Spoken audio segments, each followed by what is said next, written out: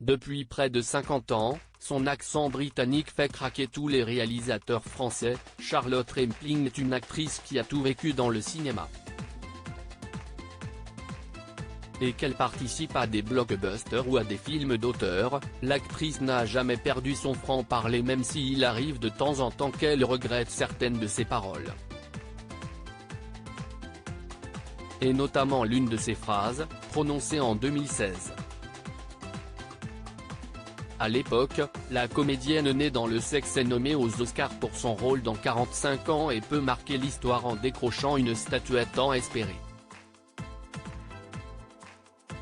Mais dans sa vie privée, rien ne va. Quelques mois plus tôt, son compagnon Jean-Noël Tassé vient de décéder. En pleine tempête émotionnelle, elle donne son avis sur les demandes de boycott de la soirée des Oscars 2016 par manque de diversité.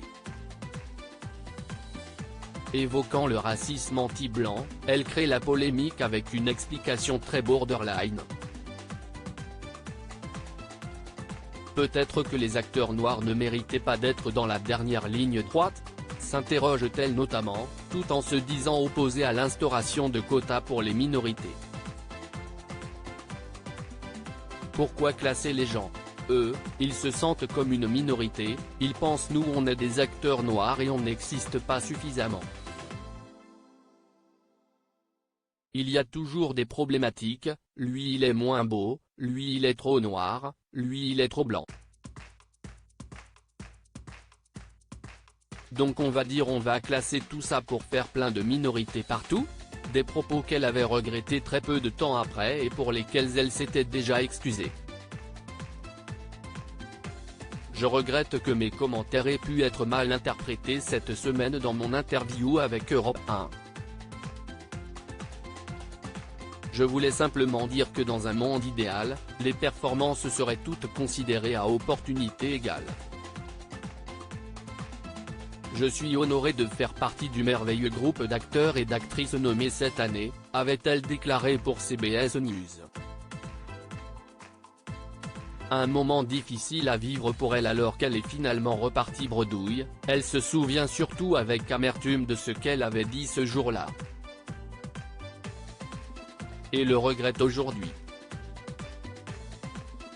En interview dans Paris Match ce jeudi, elle a d'ailleurs reconnu s'être emballée. Jean-Noël, mon compagnon, venait de mourir, a-t-elle même justifié. J'étais glorieusement sur cette voie de l'Oscar, enfin peut-être. Un psy m'a dit après que j'avais fait une réaction à l'événement. Tu dis n'importe quoi à n'importe qui, si est soudain, le moment semble insupportable. C'était tôt, or je ne donne jamais d'interview le matin. J'ai instantanément regretté et su ce qui allait advenir, a-t-elle ensuite avoué. En tout cas pour elle désormais, plus de bêtises et seulement du cinéma.